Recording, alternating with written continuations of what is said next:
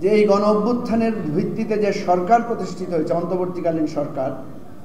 অন্তর্বর্তীকালীন সরকারের সময়ে আমরা আশা করেছিলাম সড়ক নিরাপত্তায়, সড়কের শৃঙ্খলায় কিছুটা হলেও ছাপ পড়বে, কিন্তু আমি বরং দেখছি এই সময়ে সড়কের শৃঙ্খলা আরও বেশি ঝুঁকিপূর্ণ হয়েছে, সড়ক নিরাপত্তা আরও বেশি ক্ষতিগ্রস্ত হয়েছে। এবং আমি ভুল হলে তোমরা আমার ভুল সংশোধন করে দিবে, কারণ আমি দেখছি আগে যে পরিমাণ হেলমেট আমরা শহরে দেখতাম, মোটরসাইকেলের সামনে দেখতাম, আগে যে পরিমাণ রং সাইড দিয়ে গাড়ি চলাচল কম দেখতাম, এই রিজিমে এসে, এই সময় এসে আমি দেখছি সড়কের কোনো শৃঙ্খলা মানা হচ্ছে না। সুতরাং আমরা এখান থেকে প্রতিবাদ করছি। অতীতেও এই ধরনের যখন কেয়ারটেকার সরকার বা ইন্টারিম কিছু গভর্নমেন্ট আসে, আচ্ছা, আমাকে একটা স্লিপ দেওয়া হলো, আমার জেলা যেহেতু ফেনী, এখানে নাকি ফেনী থেকেও কিছু ভাই বন্ধুরা আসছে, সবাইকে অভিনন্দন। খুব খুশি লাগছে দেখে। আমরা যেটা বলছি, অতীতে যখন আমরা দেখলাম যে যখন ইন্টারিম গভর্নমেন্ট থাকে, কেয়ারটেকার গভর্নমেন্ট থাকে, এই ধরনের অরাজনৈতিক সরকার থাকে, তখন সড়কে নিয়ম মানার প্রবণতা বাড়ে, ফুটপাতে অবৈধ দোকান কমে। এবারই প্রথম দেখলাম এটা পুরোটা উল্টা, ফুটপাতে দোকান বেড়ে গেছে, সড়কের শৃঙ্খলা কমে গেছে, এবং রিক্সাওয়ালারা দেখি ট্রাফিককে পাত্তাই দেয় না, সার্জেন্ট ট্রাফিককে 2% গুরুত্ব দেয় না।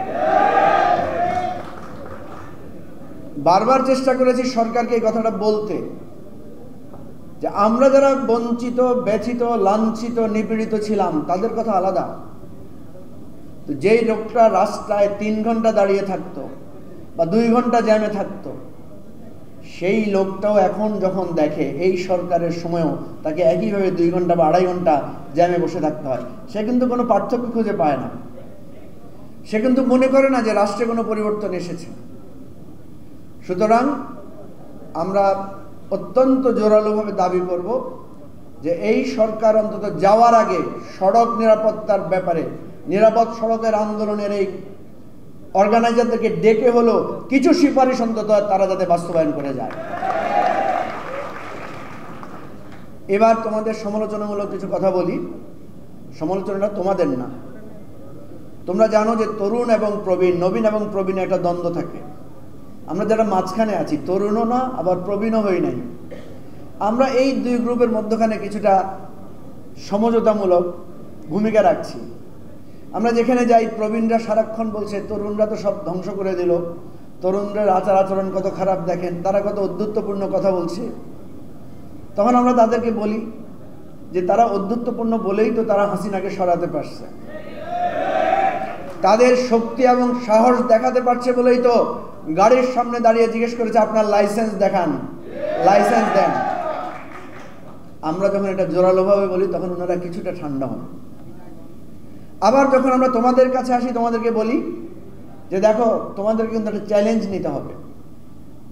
আজকে তোমরা দেখছো যে আমরা কিছুটা লজ্জিত, টেলিভিশনে, পত্রিকায় আমরা দেখছি যে তরুণদের হাতে রাষ্ট্র সংস্কারের দায়িত্ব দেওয়া হয়েছে, তাদেরও কারো কারো বিরুদ্ধে দুর্নীতির অভিযোগ পাওয়া যাচ্ছে। তোমরা কি এটার জন্য লজ্জিত না? তাহলে এই চ্যালেঞ্জের ব্যাপারেও কথা বলতে হবে আমাদেরকে বলতে হবে আমাদের তরুণদের গায়ে কাঁদা লাগানোর, আমাদের দিকে আঙুল তোলার জন্য কেউ যাতে আমাদের যে অর্জনটাকে কেউ যাতে নস্যাৎ করতে না পারে, তাদের বিরুদ্ধে আমাদেরকে শক্ত হয়ে দাঁড়াতে হবে।